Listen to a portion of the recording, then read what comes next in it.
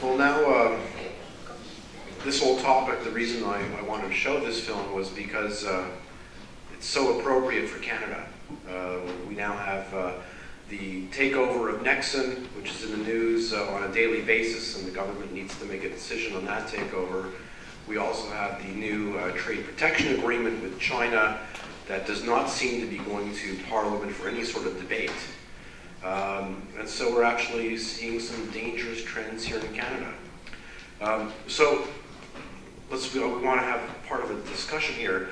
I'd like to introduce somebody who is, if you go around town and you go to a variety of events on human rights, and whether it's Tibet, Russia, you name the country, there's somebody in this city who is everywhere. He's just an amazing person. I'm really, really proud to, well, I cross paths with him almost every week somewhere, because he's at every major event and every major cause. You can call up David Kilgour and know that he is going to be there. So please welcome star of the film, David Kilgour.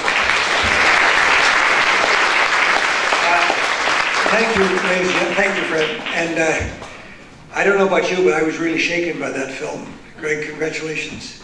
Greg and Peter Navarro, who was quoted on the film, are two people, in fact, you're both from California too, who really do stand up for the things that we have to stand up for in Canada too, ladies and gentlemen.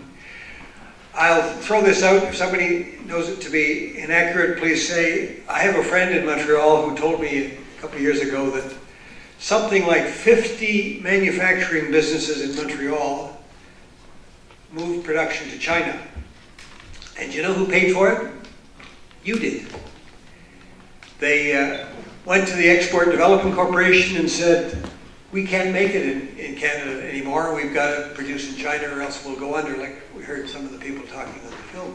And I'm told that the Export Development Corporation paid for them to set up plants, manufacturing plants in China. I phoned the Export Development Corporation and asked them about this, and nobody denied it. Now I can't, they didn't admit it either, but I hope it's any of you that have friends, MPs, you might ask them about this, because if it's happening, it's just lunacy. Anyway, I would like to introduce Greg. He's the author of the book and the producer of this marvelous film.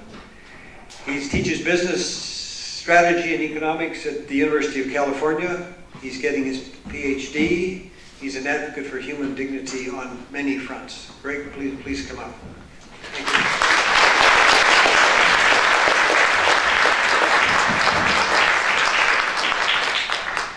Well, thank you all for turning out on this freezing cold night, at least from a California perspective. It seemed pretty freezing cold. I wouldn't have gone outside if this had happened in California. They would have shut the schools down. And I want to thank Fred for putting together this great event, and David for his generous introduction. I know I'm an outsider, and I know that our film has a primarily American perspective, but I do think that these issues apply directly to what's happening to Canada. Almost nothing happens to America or to Canada. It doesn't end up happening to the other. And Canada seems to be suddenly at this crossroads where the decision on where they want their future relationship to be is in the air, and more the answer to that seems to be we'd like to tie ourselves to the totalitarian regime in China because there's the opportunity to make some short-term cash. That's a mistake that I think the United States has been making for a number of years, and we need to be really, really honest. One of the things I point out in the film is, first of all, stop calling it People's Republic. I don't have any nicer word to say for People's Republic than bullshit. You need to think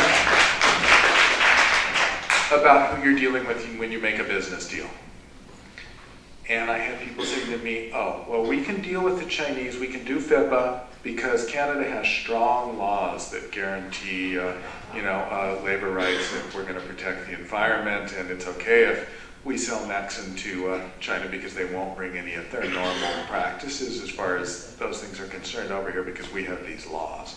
Well, does your immigration service let known bank robbers and murderers into China because you have laws against those things? No.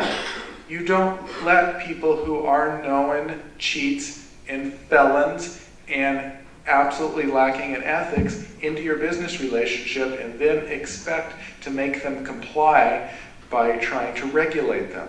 When you sign a business deal in China, the piece of paper is worthless. All the Chinese know that. The only thing that counts is the guanxi, the relationship between the people. And when Westerners come over to China and try to pretend that a business relationship can be defined by a piece of paper and get them to sign it, they sign these pieces of paper and you know what they call the Westerners? The useful idiots. And they throw that away, and that's funny. And I listen to your politicians trying to talk about how, oh, Canadian companies are getting screwed in China, and so now we're going to sign another agreement to give them a lot of access to Canadian resources, and then they're going to treat us fairly. How stupid can you be? Don't do this. And lastly, before I bring up our panelists, I want to talk about the resource thing. Canada's got these incredible resources. Thank God, okay? Treasure your resources. There's no big rush to sell all these things as quickly as we possibly can to the lowest bidder, all right? This is the legacy of your children. And when you take those resources and you feed Canadian manufacturing and you create jobs for Canadians now and in the future, you're doing what's best for Canada and her children. When you sell these things, which are limited, to somebody else to export back to their country to make the finished goods, where all the high value add is, and then try to sell it back to you, you're becoming a resource colony, no different than all the countries that Britain dominated for 200 years around the world. You don't want to be there. It's a ridiculous idea. The best thing you can do with your resources is hold on to them as long as possible because their value goes up every year as the rest of the world consumes things. So anyway, that's what I have to say on that issue. I sure hope that I see Canada making the right decision about NEX and about FIPA. I don't hold out a lot of hope, but you know, let's pray. That said, I'd like to introduce a couple of people to come up and join me.